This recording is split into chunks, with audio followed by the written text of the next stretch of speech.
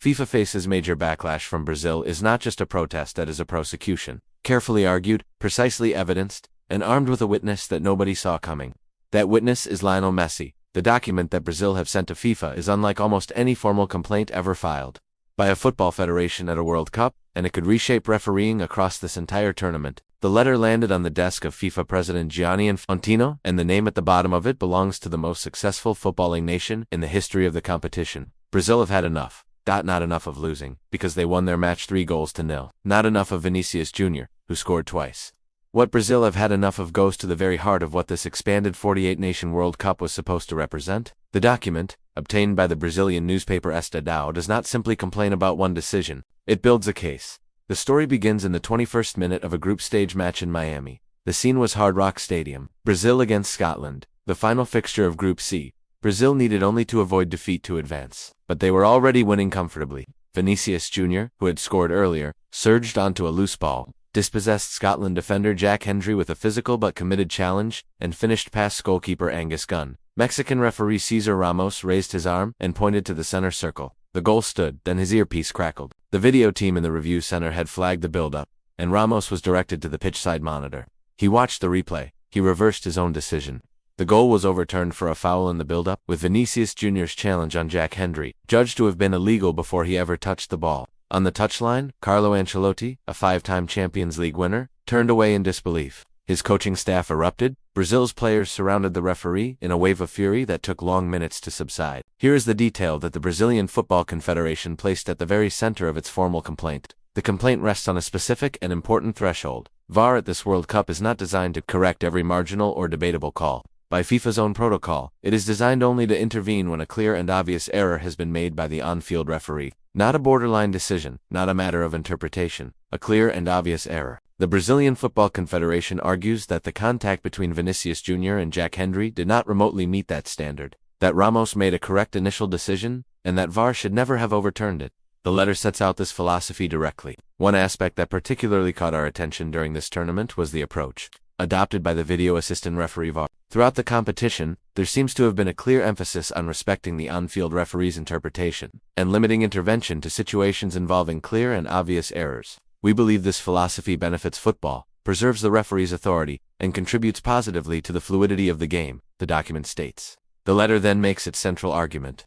Brazil's disallowed goal against Scotland in the 21st minute does not seem to align with the philosophy adopted throughout the competition. It is worth noting that the decision seemed unexpected, not only for the Brazilian team, but also for the Scottish players, whose immediate reactions suggested that they did not expect a review or the subsequent annulment of the goal. The document adds, that phrase, the philosophy adopted throughout the competition, is the door through which the Brazilian Football Confederation walks its most extraordinary argument. To prove that VAR has not been applied consistently at this World Cup, they did not reach for a minor example from a match between two smaller nations. They reached for the biggest name in world football, Lionel Messi of Argentina, their greatest rival, in Argentina's second Group J match, against Austria. The Brazilian Football Confederation's letter argues, there was a moment that bears direct comparison to what happened in Miami. In the build-up to Lionel Messi's goal, midfielder Alexis Mac Allister made a physical challenge on Austria player Xaver Schlager. The Federation contends that this challenge was similar in nature and contact to the challenge by Vinicius Junior on Jack Hendry. On that occasion, no foul was given. No VAR review followed. The goal stood, and Lionel Messi's name went on the scoresheet. That is not frustration, that is strategy. The Brazilian Football Confederation is not asking FIFA to overturn the disallowed goal, and it says so explicitly. Our main interest is not to revisit individual decisions, but to ensure that the criteria governing VAR intervention are applied consistently, transparently, and equally to all teams throughout the tournament, the Federation wrote. That is the sentence that will echo in FIFA's corridors, because it is difficult to argue against. If the Lionel Messi example stands as described, and it is now on the formal record of this tournament, then Brazil have not simply complained. They have identified a double standard, and they have done it in writing. The letter does not stop there, because for Brazil this is not only about one disallowed goal in one match, it is also about a referee with a history. Cesar Ramos is a Mexican official, experienced and established at the highest level of the sport, but in Brazil's institutional memory, his name carries a specific weight. 8 years ago, at the 2018 World Cup in Russia, Ramos was the referee for Brazil's group stage match against Switzerland, a match that ended in a 1-1 draw that Brazil felt they had been denied. Brazil lodged a formal complaint to FIFA's arbitration committee at the time, In that letter, the Federation stated, "We believe it was strange that Mexican referee Ramos did not use VAR to determine João Miranda was fouled during a corner kick." The complaint continued. Likewise, "We would like to know why we did not receive a penalty for an obvious foul on Gabriel Jesus." In its new letter, the Brazilian Football Confederation cited that 2018 fixture as evidence of what it called a negative history with the official, alleging that a clear penalty was refused and that a foul in the build-up to the Swiss equalizer went uncalled. The Federation's formal position is direct. Ramos should not have been appointed to referee a Brazil match at this World Cup, given that existing friction. The Brazilian Football Confederation, with President Samir Zo writing directly to Gianni Infantino, has made a specific formal demand that Ramos be removed from any and all future Brazil assignments in North America. Not rotated away. Removed. That is a demand without modern precedent at a major tournament. A national federation publicly and formally asking FIFA to ban a specific referee from officiating their games.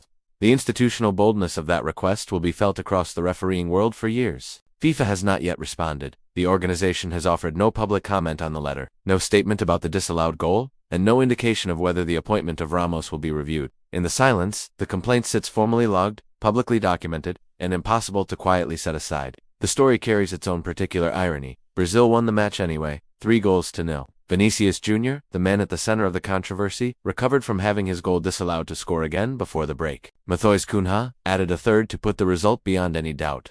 Brazil topped Group C and advanced to the round of 32, where they faced Japan in Houston at the NRG Stadium. On the scoreboard, the disallowed goal changed nothing. Brazil are through, their best players are performing. Speaking after the match, Carlo Ancelotti said, "Now we are playing as a team. That is the goal. We are not perfect, we have things to improve. We can be a little quicker when we have control. I'm happy because the team has improved a lot.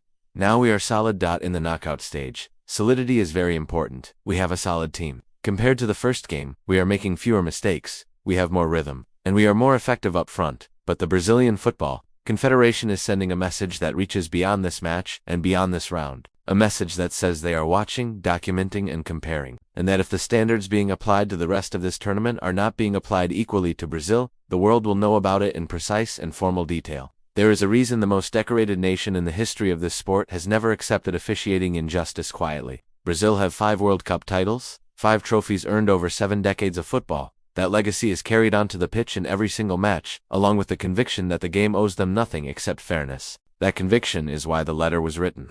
That conviction is why Lionel Messi's name appears in it. And that conviction is why, whatever FIFA decides in response, this complaint will not simply fade from memory. Brazil are heading to Houston. Japan await. The knockout rounds are about to begin, and somewhere in FIFA headquarters, a letter is sitting on a desk waiting for a reply.